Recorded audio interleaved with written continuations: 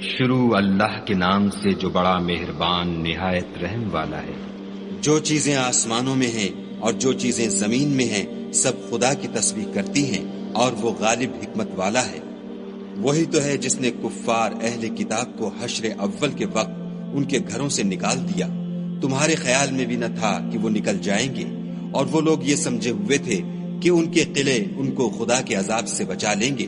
مگر خدا نے ان کو وہاں سے آ لیا جہاں سے ان کو گمان بھی نہ تھا، اور ان کے دلوں میں دہشت ڈال دی کہ اپنے گھروں کو خود اپنے ہاتھوں اور مومنوں کے ہاتھوں سے اجاڑنے لگے۔ تو اے بصیرت کی آنکھیں رکھنے والو، عبرت پکڑو،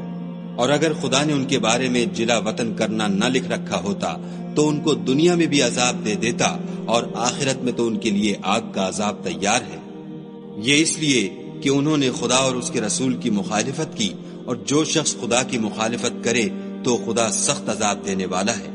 مومنوں، کھجور کے جو درخت تم نے کاٹ ڈالے یا ان کو اپنی جڑوں پر کھڑا رہنے دیا سو خدا کے حکم سے تھا، اور مقصود یہ تھا کہ وہ نافرمانوں کو رسوا کرے۔ اور جو مال خدا نے اپنے پیغمبر کو ان لوگوں سے لڑائی بھڑائی کے بغیر دلوایا ہے اس میں تمہارا کچھ حق نہیں، کیونکہ اس کے لیے نہ تم نے گھوڑے دوڑائے نہ اونٹ، لیکن خدا اپنے پیغمبروں کو جن پر چاہتا ہے مسلط کر دیتا ہے، اور خدا ہر چیز پر قادر ہے۔ جو مال خدا نے اپنے پیغمبر کو دیہات والوں سے دلوایا ہے وہ خدا کے اور پیغمبر کے قرابت والوں کے اور یتیموں کے اور حاجت مندوں کے اور مسافروں کے لیے ہے، تاکہ جو لوگ تم میں دولت مند ہیں انہی کے ہاتھوں میں نہ پھرتا رہے۔ سو جو چیز تم کو پیغمبر دیں وہ لے لو، اور جس سے منع کریں اس سے باز رہو، اور خدا سے ڈرتے رہو، بے شک خدا سخت عذاب دینے والا ہے۔ اور ان مفلسان تارک الوطن کے لیے بھی جو اپنے گھروں اور مالوں سے خارج اور جدا کر دیے گئے ہیں، اور خدا کے فضل اور اس کی خوشنودی کے طلبگار اور خدا اور اس کے پیغمبر کے مددگار ہیں، یہی لوگ سچے ایماندار ہیں۔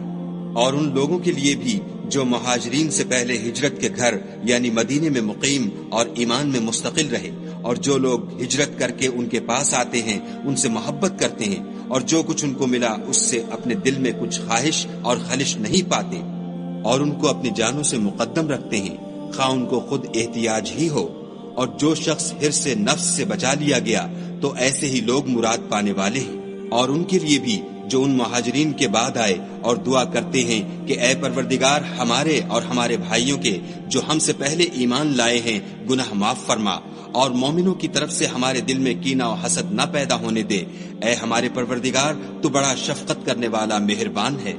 کیا تم نے ان منافقوں کو نہیں دیکھا جو اپنے کافر بھائیوں سے جو اہل کتاب ہیں کہا کرتے ہیں کہ اگر تم جلا وطن کیے گئے تو ہم بھی تمہارے ساتھ نکل چلیں گے، اور تمہارے بارے میں کبھی کسی کا کہا نہ مانیں گے، اور اگر تم سے جنگ ہوئی تو تمہاری مدد کریں گے، مگر خدا ظاہر کیے دیتا ہے کہ یہ جھوٹے ہیں۔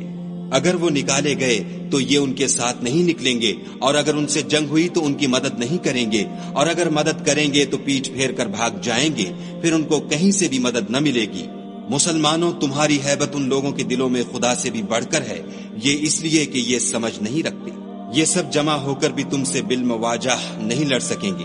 مگر بستیوں کے قلعوں میں پناہ لے کر یا دیواروں کی اوٹ میں مستور ہو کر ان کا آپس میں بڑا رعب ہے۔ تم شاید خیال کرتے ہو کہ یہ اکٹھے اور ایک جان ہیں، مگر ان کے دل پھٹے ہوئے ہیں، یہ اس لیے کہ یہ بے عقل لوگ ہیں۔ ان کا حال ان لوگوں کا سا ہے جو ان سے کچھ ہی پیشتر اپنے کاموں کی سزا کا مزہ چکھ چکے ہیں، اور ابھی ان کے لیے دکھ دینے والا عذاب تیار ہے۔ منافقوں کی مثال شیطان کی سی ہے کہ انسان سے کہتا رہا کہ کافر ہو جا، جب وہ کافر ہو گیا تو کہنے لگا کہ مجھے تجھ سے کچھ سروکار نہیں، مجھ کو تو خدائے رب العالمین سے ڈر لگتا ہے۔ تو دونوں کا انجام یہ ہوا کہ دونوں دوزخ میں داخل ہوئے، ہمیشہ اس میں رہیں گے، اور بے انصافوں کی یہی سزا ہے۔ اے ایمان والو، خدا سے ڈرتے رہو، اور ہر شخص کو دیکھنا چاہیے کہ اس نے کل یعنی فردائے قیامت کے لیے کیا سامان بھیجا ہے، اور ہم پھر کہتے ہیں کہ خدا سے ڈرتے رہو،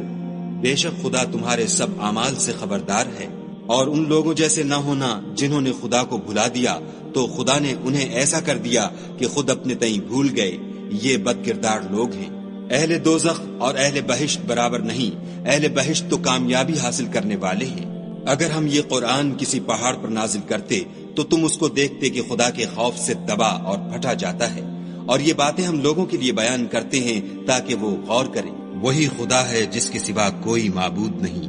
پوشیدہ اور ظاہر کا جاننے والا، وہ بڑا مہربان نہایت رحم والا ہے۔ وہی خدا ہے جس کے سوا کوئی عبادت کے لائق نہیں، بادشاہ حقیقی، پاک ذات ہر عیب سے، سلامتی امن دینے والا، نگہبان، غالب، زبردست بڑائی والا۔ خدا ان لوگوں کے شریک مقرر کرنے سے پاک ہے۔ وہی خدا تمام مخلوقات کا خالق، ایجاد و اختراع کرنے والا، صورتیں بنانے والا۔ اس کے سب اچھے سے اچھے نام ہیں۔ جتنی چیزیں آسمانوں اور زمین میں ہیں سب اس کی تسبیح کرتی ہیں، اور وہ غالب حکمت والا ہے۔